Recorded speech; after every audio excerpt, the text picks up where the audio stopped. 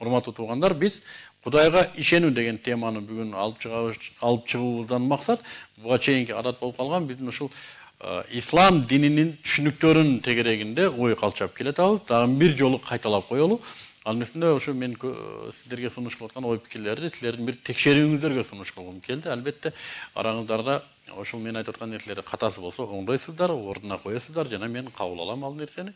Бүгүн Кудайга ишенүү деген маселени сиздерге алып чыктым. Анткени өткөнкү жолугушуубузда биз иман маселесин карадык эле. Иман бул ушул 6 нерседен турат дегенбиз. Аллахка ишенүү, периштелердин ишенүү, китептердин ишенүү, пайгамбарлардын ишенүү, акыретке ишенүү жана жакшылыгы, жамандыгы Аллахтан боло турган тагдырга ишенүү. Мына ошо 6 бириккенде иман дегенбиз. Эми ошонун ар бирин парчалап карап көрөлү дедик. Бүгүнкү биз сиздер менен талкуу кыла турган тема, мен силерге сунуш кыла турган тема ушу 6 түзүүчүнүн негизи болгон Аллах субханаху ва таалага ишенүү деген эмне? Мына ошону карайлы. Эми көпчүлүгү бүгүнкү күндө айтып атпаймынбы, көпчүлүгү Кудайга ишенем дейт. Кудайга ишенем дейт. Кудайга ишенбейм дегендери аз эле. Бардыгы Кудайга ишенем дейт. Бирок ишенүүнүн эрежеси ар башка. Ар кимиси ар башка ишенет. Кээ бирлер Кудай менин жүрөгүмдө дейт. Кээ бирлер эми Кудай андай эмес да, Кудай мындай. Өткөндө бир жерде бирөө айтты, Кудайды айтып дайым коркута бересиңерби? Кудайдан коркпош керек, аны сүйүш керек дейт. Эмнеге негиздеп антип айтып атат билбейм. Мен анан айтып атам, сиз сүйүп отура берсеңиз, анда тозогу жок экен, анын бейиши эле бар экен да. Десем, жок тозогу бар. Анда эмне коркпойбуз? Коркосуз да, тозоктон коркуш керек да десем, жок, тозокко дагы сүйүү менен кириш керек дейт. Ошого окшогон дөрүктөр толтура. Демек, адамдардын ошол ишенимин калыптоочу акыйдасына карай турган болсок, Аллах субханаху ва таала өзү жараткан жаратуучу бекем бир акыйданы берген. Ошонун негизинде ишенебиз. Караңыздар, мисалы үчүн Кудай жок дегендерге биринчи жооп берели. Адам кокусунан жаралган дегендердин бир жообун карап көрөлү. Мен айтат элем, бир аска зоо болсо, аска зоонун бир учунда 2 кабат асабняк турат деп элестетиңиздер. Ошо аска зоонун бурчунда, ошо кулкунтайдын уясындай болуп, зоого асылып турган бир асабняк турат 2 кабат. Асабняктын ичине кирсеңиз, ичинде килемдер, евро ремонт, под яйцо, евро жасалган, ушундай жарык берилип турат. Полдо укмуш килемдер, DVD-лер турат, телевизор, DVD ойноткучтар турат, аудио система турат ичинде. Анан бул үй кимдики десеңиз, сиздер барган киши эч кимдики эмес дейт. Анда ким салды экен бул үйдү десеңиз, эч ким деле салган эмес, бул үй өзү ушундай тургузулуп калды. Кантип өзү тургузулуп калды? Эми бир миллиарддаган жылдар илгери мына жерден бир сел өтүп, анан селдин түбүндөгү ылай монтип аралашып келип, ушундай аралашып келип, анан кийин сел менен келген жыгачтар таштан ташка ышкалып отуруп, өзүнчө мындай болуп бир тактайга окшоп ышкалып калышкан, анан калып болуп калды. Анан ошо калыпка жанагы селден түшкөн ылай түшүп кыш болуп калды. Андан кийин бир миллиарддан жылдардан кийин алиги бир чоң борон чапкын болгондон кийин баягы кыш келип туруп аска туруп калды. Дагы бир канча миллиард жылдан кийин экинчи кирпич келип туруп калды. Анан цемент болсо мына жерде бир клинкерлер шамал менен аралашып, акиташ менен аралашып, анан катуу күн ысыганда цемент болуп күйүп, анан суу менен аралаштырып алигинде раствор болуп калды эле. Анан кийин миллиарддаган жылдардан кийин баягылар тамчы менен мынтип чымчыкталап келип таштап ар нерсе болуп отургандан кийин кирпичтер ошентип өтө көп миллиарддаган жылдардан кийин дубал курулду.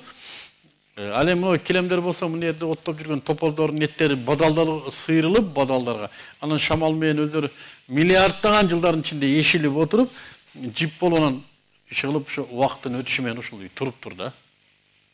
Аны угуп отуруп мээңиз токтоп калат, бул дөөдүр го депчи.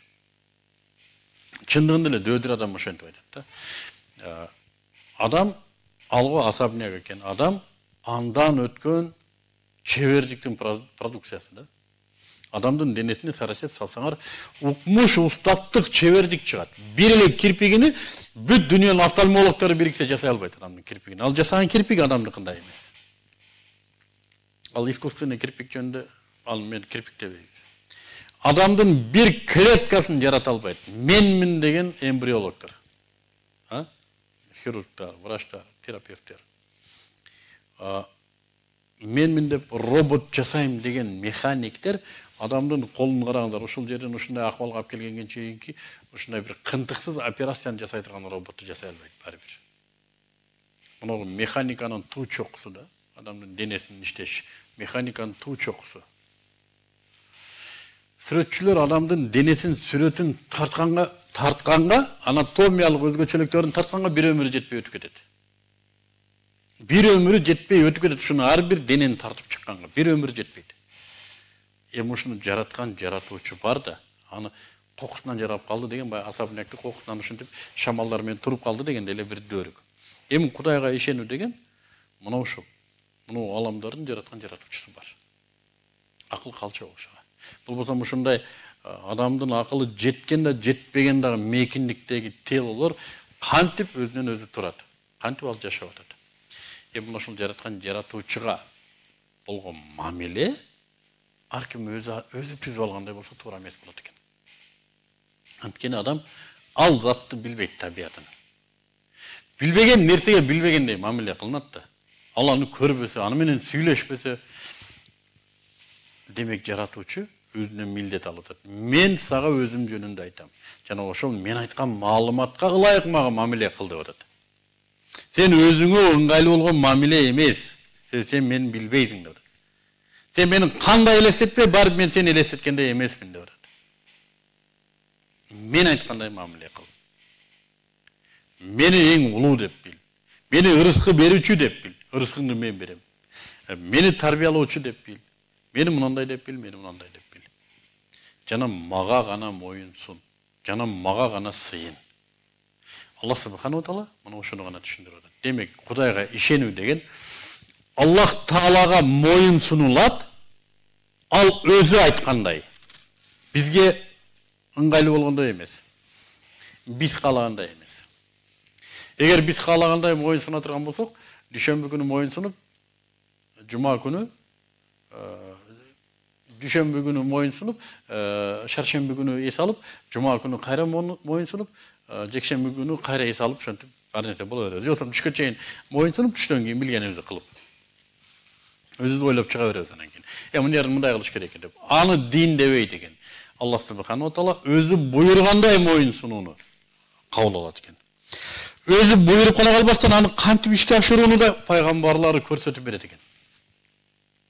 Пайгамбарлары көрсөткөндөй моюнсунуу жана пайгамбарлары көрсөткөндөй ибадат кылуу ошол Аллахка ишенүү, Кудайга ишенүү дейт экен. Жана үчүнчүсү, негизги түзүүчүсү Аллахтын аты сыфаттары. Өзүнүн чексиз сыфаттары бар. Чексиз аттары бар. Бирок адамга 99-ун гана белгилүү кылды. 99 атын жана ал атка кошулган сыфатын белгилүү кылды. Ар-Раззак, ырыскы берүүчү. Ал эмне болгон?